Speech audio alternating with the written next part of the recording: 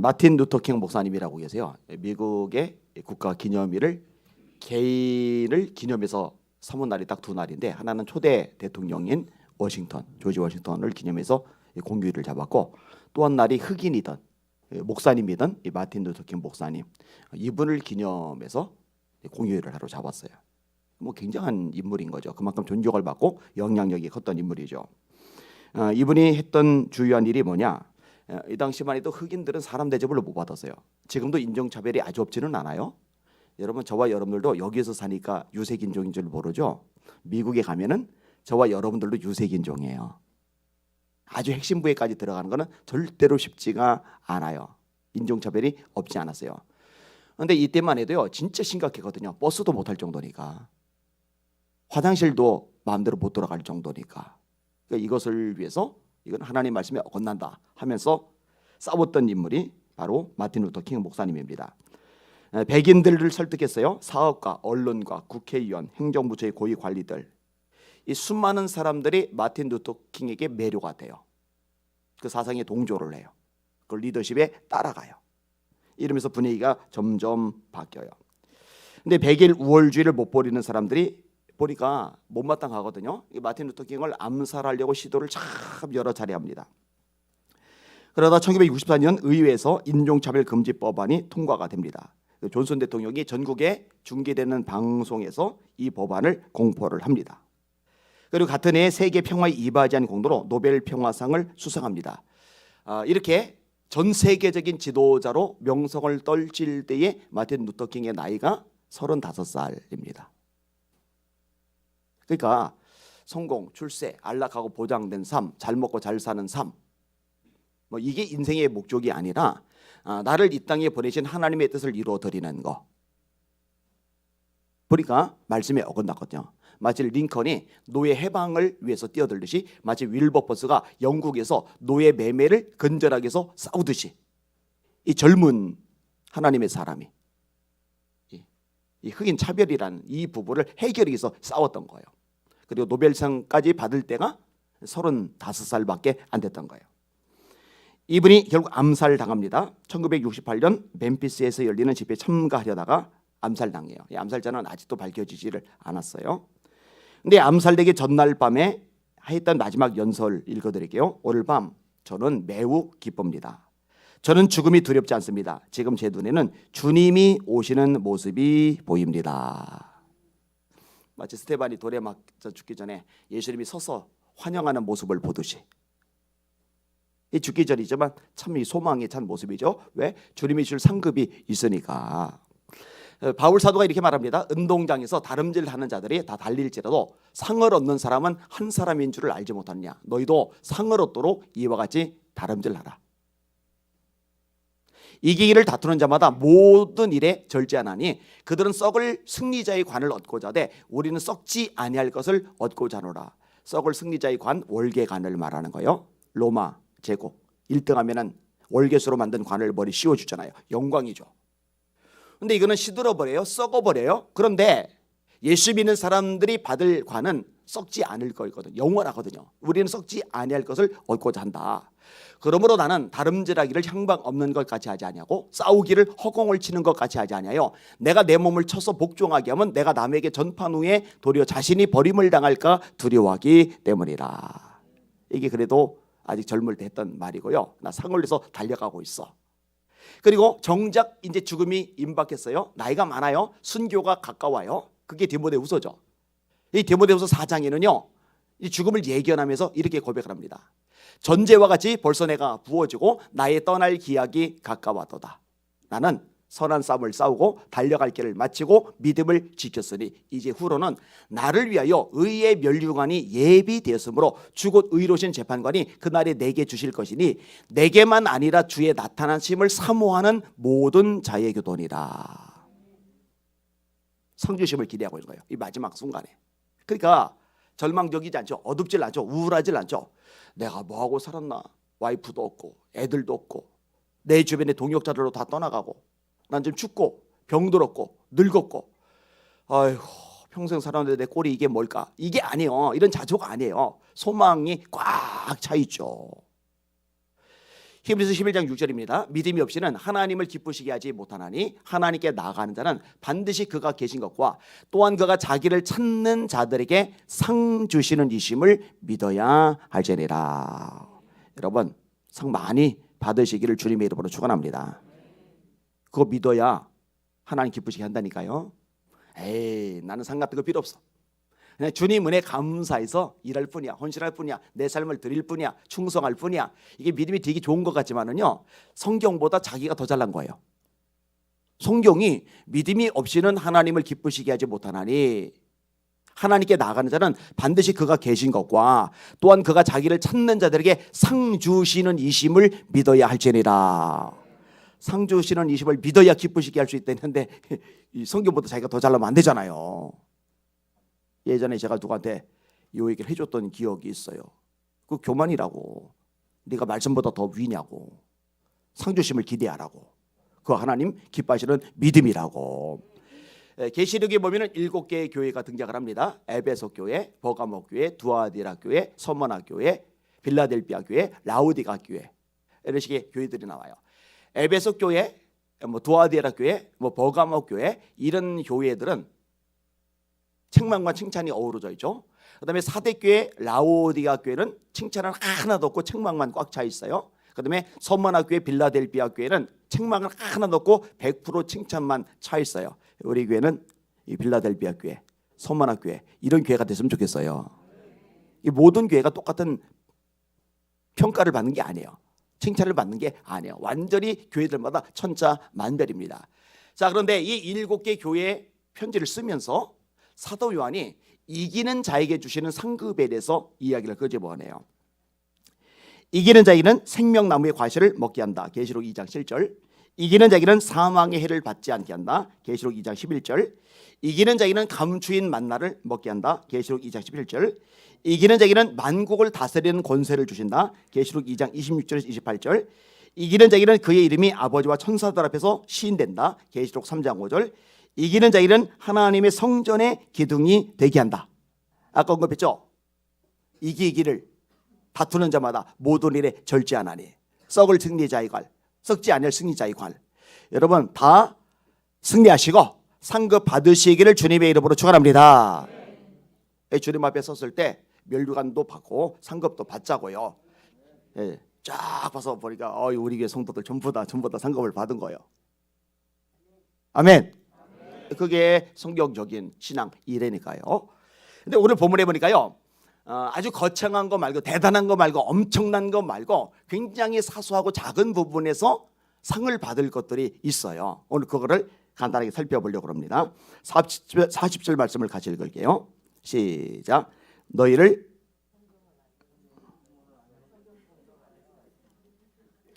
진작 얘기하시지. 자, 뒤늦게 찾읍시다. 유튜브로 생중계 되고 있는데, 자, 이사야가 아니고 마태복음 10장 40절. 여러분들은 착한 겁니까? 어리버리한 겁니까?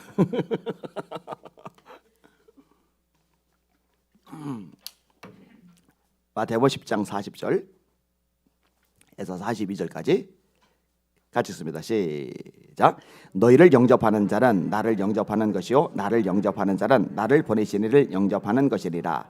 선지자의 이름으로 선지자를 영접하는 자는 선지자의 상을 받을 것이요 의인의 이름으로 의인을 영접하는 자는 의인의 상을 받을 것이요 또 누구든지 제자의 이름으로 이 작은 자 하나에게 내가 진실로 너희에게 이르노니 그 사람이 결단코 상을 잃지 아니하리라 하시니라. 아멘. 자, 첫 번째 부분은 제자들 보고 말하는 거예요. 사도들 보고, 오늘로 따지면 이제 목회자들 보고, 너희를 영접하는 자는 나를 영접하는 것이고 나를 영접하는 자는 나 보내신 이를 영접하는 것이니라.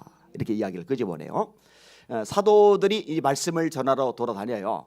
근데 이들을 영접해 줄 때 그게 예수님을 영접하는 거다. 대단한 의미가 있는 거죠.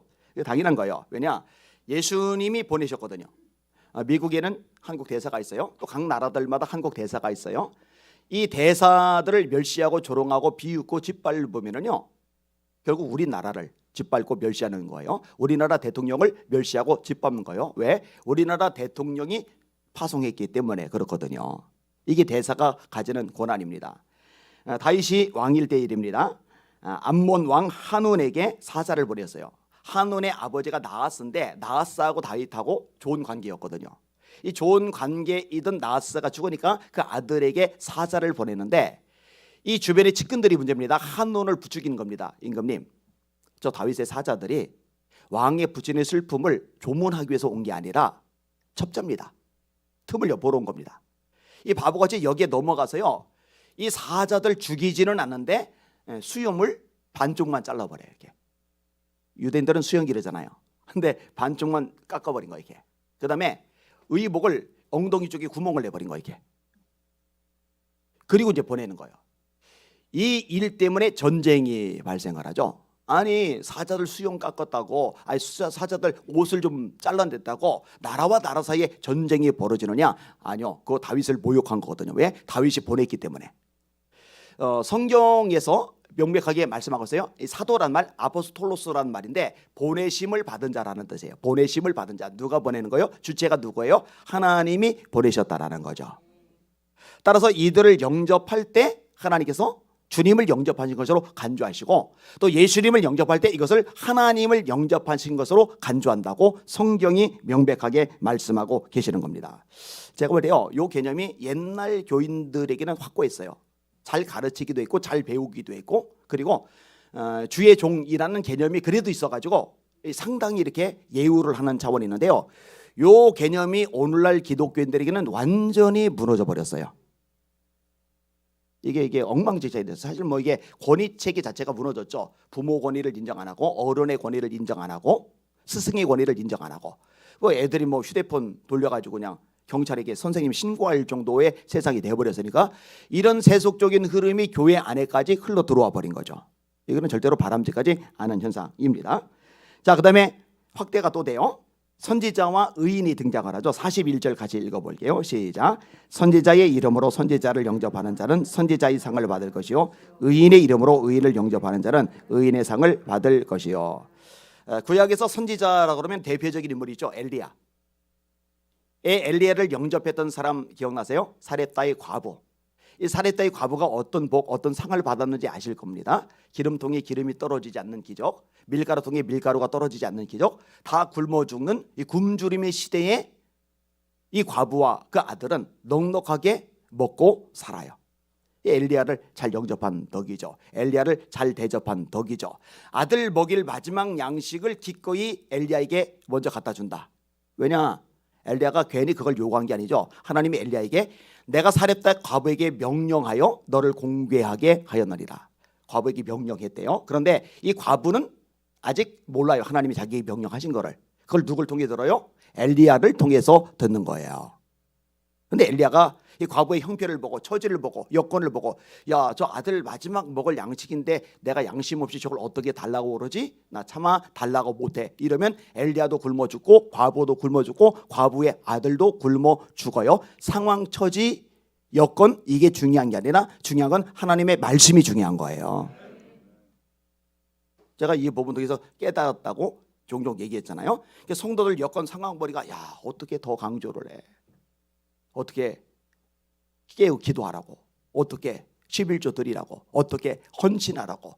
좀 삶 자체가 지옥 같을 텐데, 얼마나 고달프고 지칠 텐데, 야, 저 와중에 내가 어떻게 더 쥐어짜, 이러면 위에 주는 것 같은데 사실은 나도 망하고 그도 망하고 그 가족도 망하는 거예요. 지금 아무리 최악이어도 하나님의 말씀에 따라 결단하고 발을 내디딜 때 살 길이 열려지는 거거든요. 자, 엘리야의 제자가 엘리사인데 엘리사도 영접을 받죠. 누구에게? 수넴 여인. 엘리사가 이렇게 지나갈 때마다 집안이 초청해서 음식을 마련을 해줘요. 근데 이 여인이 자기 남편을 설득해가지고 음식만 접대를 해주는 게 아니라 가다가 잘 수도 있고 쉴 수도 있게 방 한 칸을 만들래. 이거 보통 일이 아니죠. 그다음에 책상도 마련해주고 다 이게 꾸며내요.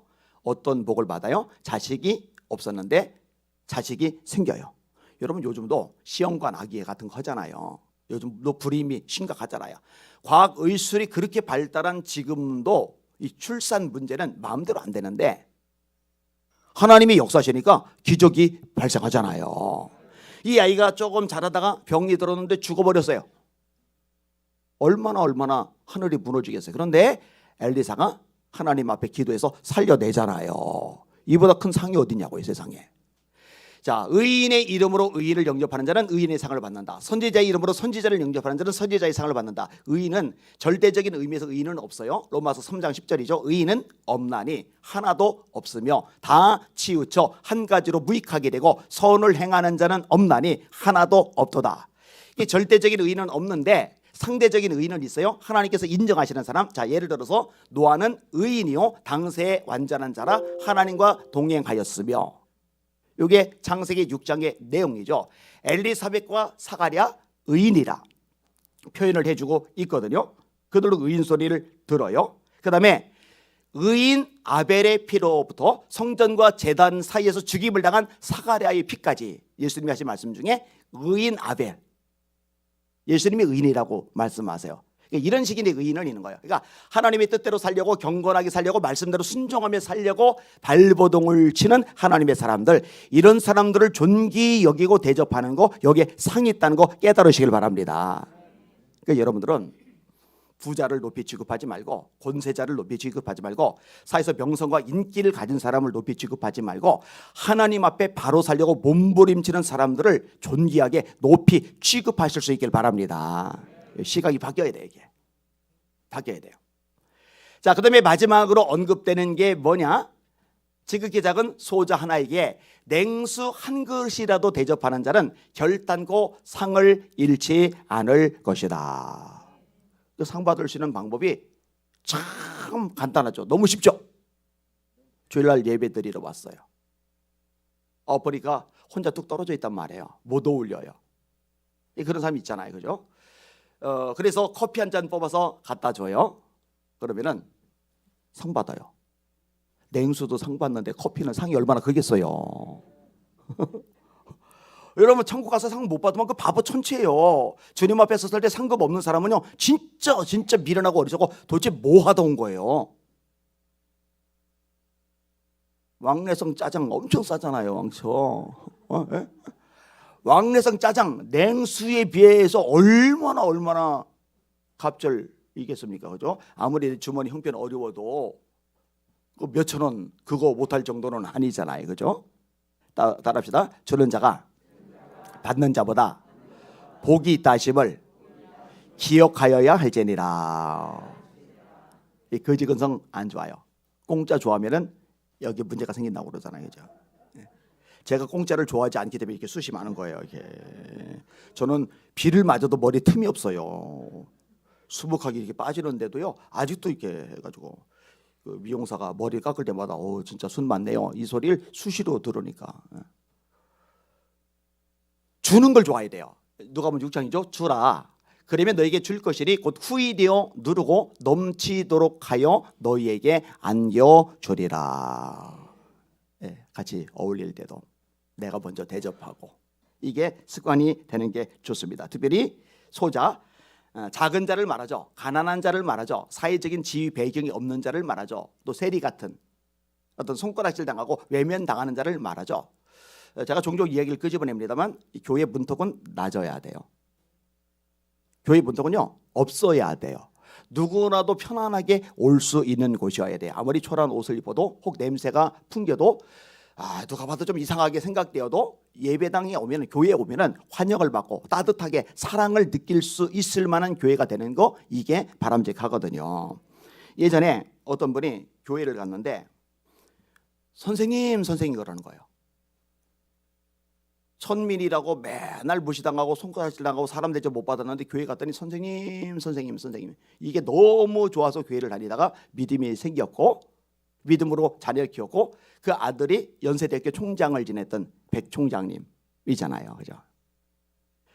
세상 어디 가도 손가락질 당하고 사람 대접을 못 받는데 교회 갔더니 선생님 소리를 듣는다. 우리 교회가 그런 교회가 되기를 원합니다. 이거 상 주신다니까요. 마태복음 25장에 종말론적인 비유가 세 가지가 나옵니다. 첫 번째 비유가 열천의 비유, 두 번째 비유가 달란트의 비유.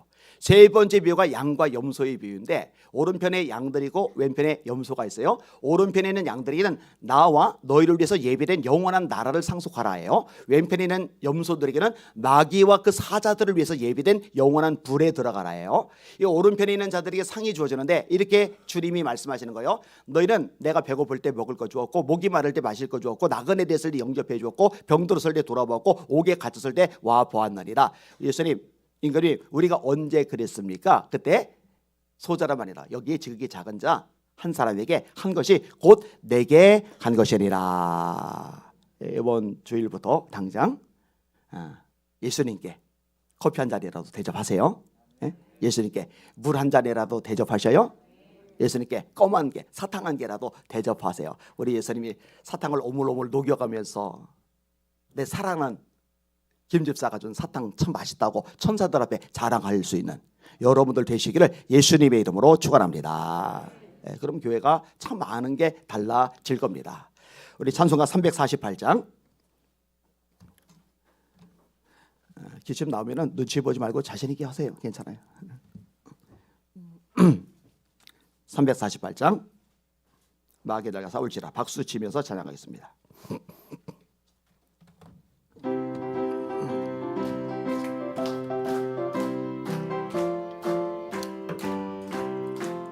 마귀들과 싸울지라 죄악 보스 형제여 담대하게 싸울지라 저기 악한 적병과 심판날과 멸망에 내가 섰는 눈앞에 곧 다가오리라.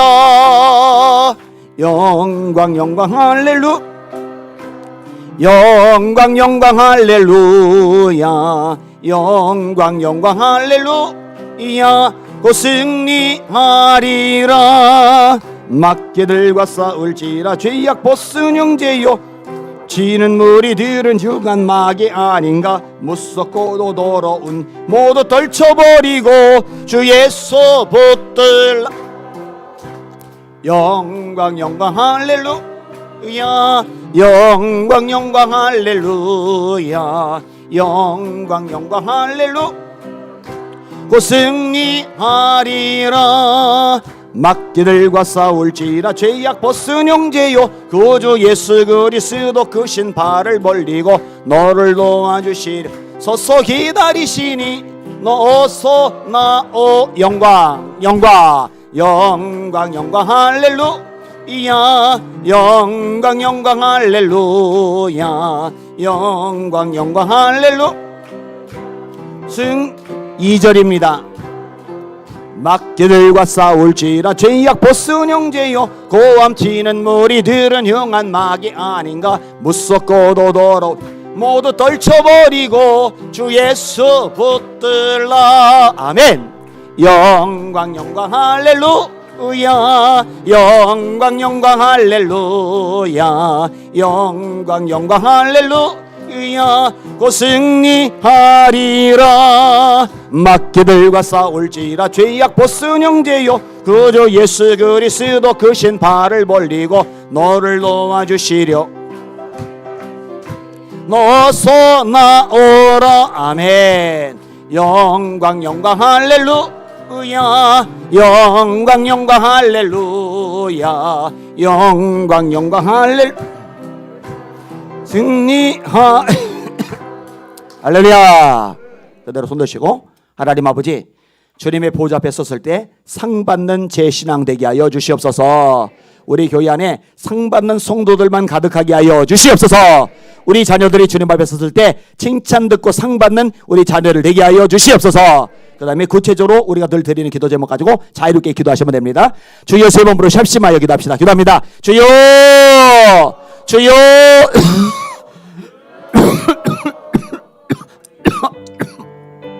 하나님 아버지 감사합니다. 찬양과 존귀와 영광과 경배 받으시길 원합니다.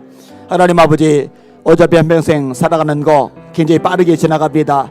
벌써 40대 50대 60대 70대가 되었습니다. 또 청년의 때도 빠르게 세월이 지나갑니다. 이렇게 빠르게 지나가는 세월 살아가면서 잠시 있다 없어지는 안개 같은 것들 위해서 인생 낭비하지 말게 하시고 영원한 하나님의 나라를 위해서 다름질하며 그렇게 살아가는 우리 모두 되도록 은혜 베풀어 주시옵소서.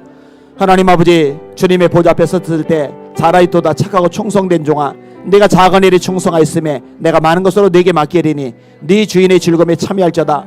이 말씀 듣는 우리 모두 되게 하여 주시옵소서. 하나님 아버지, 저희 소망입니다. 저희 간절한